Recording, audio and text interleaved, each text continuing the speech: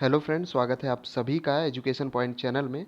और आज हम लोग इस वीडियो में पढ़ने वाले हैं आनुवंशिकता तथा वातावरण किस प्रकार से किसी बालक के विकास को प्रभावित करती हैं। दोस्तों, ये जो टॉपिक है ये सीडीपी से रिलेटेड, जो कि आपके CTET, UPTET, MPTET, KVS, NVS या किसी भी टीचिंग एग्जाम के लिए इंपॉर्टेंट है। तो दोस्तों, इससे पहले भी हमारे चैनल पे सीडीपी की 2 वीडियोस आ चुकी हैं। पहली वीडियो थी ग्रोथ एंड डेवलपमेंट वाली, और दूसरी वीडियो स्टेजेस ऑफ डेवलपमेंट, और ये तीसरी वीडियो है सीडीपी की, जो कि है हेरिडिटी एंड एनवायरनमेंट, यानी आनुवंशिकता तथा वातावरण का क्या प्रभाव पड़ता है किसी भी बालक के विकास में। तो आइए इस टॉपिक को शुरू करते हैं। तो आनुवंशिकता तथा वातावरण, जैसा कि आप लोग देख सकते हैं, ये आज का टॉपिक रहेगा। तो आनुवंशिकता होती क्या है, यानी हेरिडिटी क्या होती है।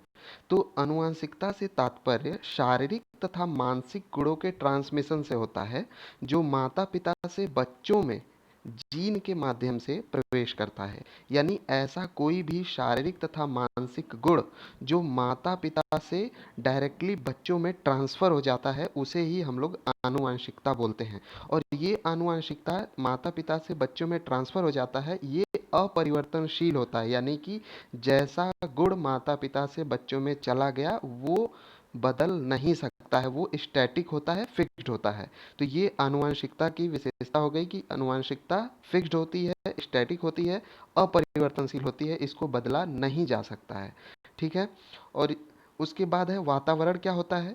तो वातावरण का तात्पर्य व्यक्ति में उन सभी तरह की उत्तेजनाओं से होता है जो गर्भधारण से मृत्यु तक उसे प्रभावित करती है।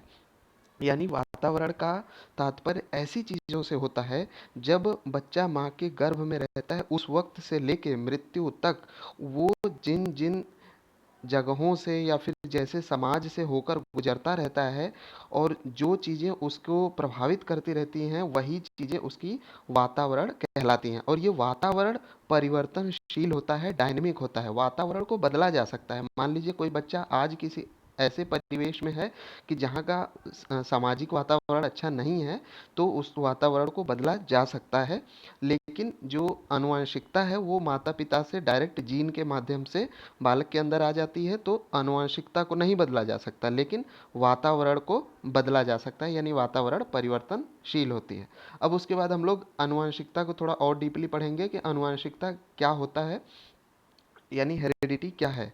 तो जीन जीन क्या होता है। जीन के द्वारा आनुवांशिक गुणों का ट्रांसमिशन होता है। यानी जीन एक ऐसा माध्यम है जिसको आप लोग बोलते हैं ना, जीन्स एक ऐसा माध्यम जिसके माध्यम से कोई भी गुण माता पिता से डायरेक्ट बच्चों में चला जाता है।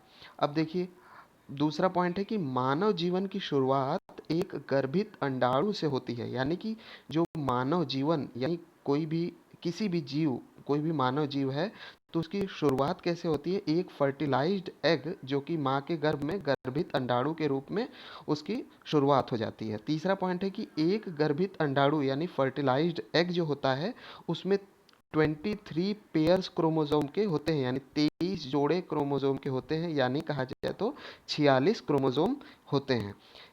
ठीक है। उसके बाद है कि इस 46 क्रोमोसोम में 23 क्रोमोसोम माँ से तथा 23 क्रोमोसोम पिता से मिलता है। ठीक है।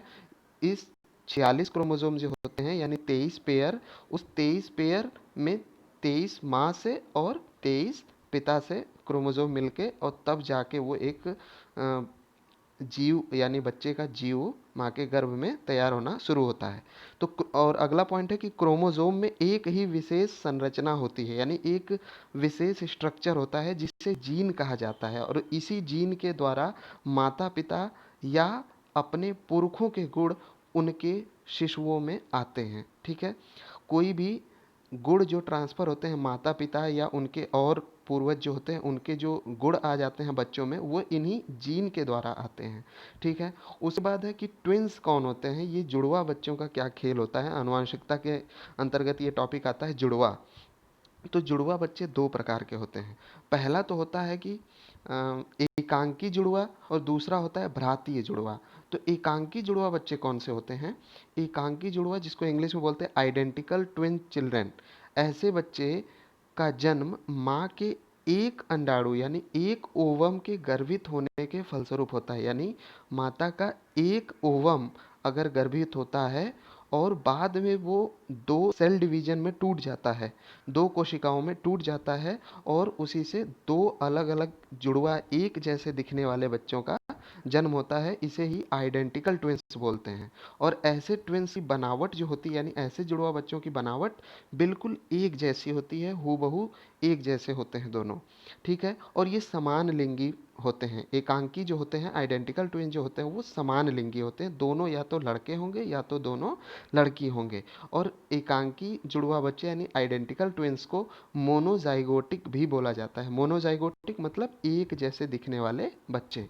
और दूसरा है भ्रातीय जुड़वा बच्चे। भ्रातीय जुड़वा बच्चे में क्या होता है कि माँ के 2 अंडाणु यानी कि 2 ओवम एक ही साथ पिता के 2 अलग-अलग शुक्राणु यानी 2 अलग-अलग स्पर्म द्वारा गर्भित हो जाते हैं। यानी माता के 2 ओवम और पिता के 2 अलग-अलग स्पर्म, इन दोनों से मिलके 2 बेबियों का निर्माण हो जाता है गर्भ के अंदर।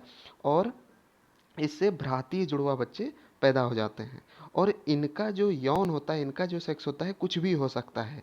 एक लड़का हो सकता है, एक लड़की हो सकती है, या फिर दोनों लड़के हो सकते हैं, दोनों लड़की हो सकती हैं। बट ये एक जैसे नहीं दिखते हैं।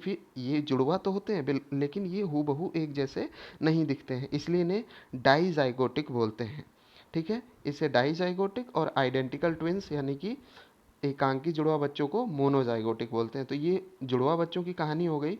उसके बाद इसमें जो हेरिडिटी और एनवायरनमेंट में आनुवंशिकता और पर्यावरण का एक नोट, आप लोग इसको फॉर्मूला का नोट कर लीजिएगा कि जो विकास होता है वो आनुवंशिकता और पर्यावरण का ये एक तरीके से रिजल्टेंट होता है। यानी कि इनका गुणा करेंगे, development is equal to heredity into environment, ये इसका रिजल्टेंट माना जाता है। डेवलपमेंट, किसी भी बच्चे का विकास दोनों पर डिपेंड करता है, आनुवंशिकता और पर्यावरण, इसीलिए फॉर्मूला दिया गया है, ठीक है। ऐसा नहीं हो सकता कि किसी का विकास सिर्फ और सिर्फ आनुवंशिक कारणों से हो जाए या फिर सिर्फ पर्यावरण कारणों से हो जाए। पूरा विकास दोनों पर डिपेंड करता है। कुछ गुण माता पिता से या पूर्वजों से आते हैं और कुछ गुण हमें अपने आसपास वातावरण से मिलते हैं, जिससे बच्चे का पूरा विकास डेवलप होता है, ठीक है। तो ये फॉर्मूला है, development is equal to heredity into environment, या फिर कह सकते हैं विकास इज इक्वल टू आनुवंशिकता इंटू पर्यावरण, ठीक है। उसके बाद 2 इंपॉर्टेंट और पॉइंट लिखा हुआ है। पहला कि बुद्धि के निर्धारण में वातावरण तथा आनुवंशिकता दोनों का महत्व है, न कि किसी एक का।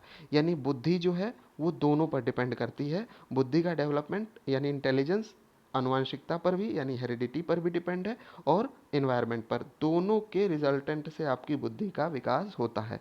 और दूसरा है व्यक्तित्व का निर्धारण भी वातावरण तथा आनुवंशिकता दोनों के आधार पर होता है। यानी पर्सनालिटी का डेवलपमेंट भी आपका आनुवंशिकता यानी हेरिडिटी और एनवायरनमेंट दोनों पर डिपेंड करता है। तो दोस्तों ये तीसरी वीडियो थी। इसके बाद आपकी चौथी वीडियो जो सीडीपी से रिलेटेड आएगी वो है सामाजिकरण यानी सोशलाइजेशन से रिलेटेड।